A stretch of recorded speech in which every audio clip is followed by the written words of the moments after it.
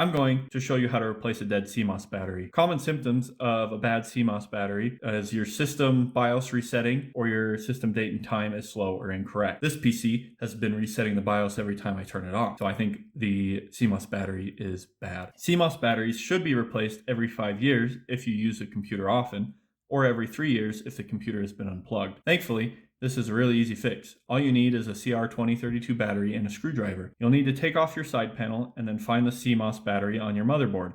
Mine is located just below the CPU socket, but yours might be in a different spot. I did have to remove the graphics card to access it. Once you've got access, take your screwdriver and push down the latch that holds it in. The battery should pop out. My sausage fingers couldn't get it out, so I had to use my screwdriver to flip it for easier removal. Once you've got the old battery out, replace it with the new one. Make sure you keep it in the same orientation.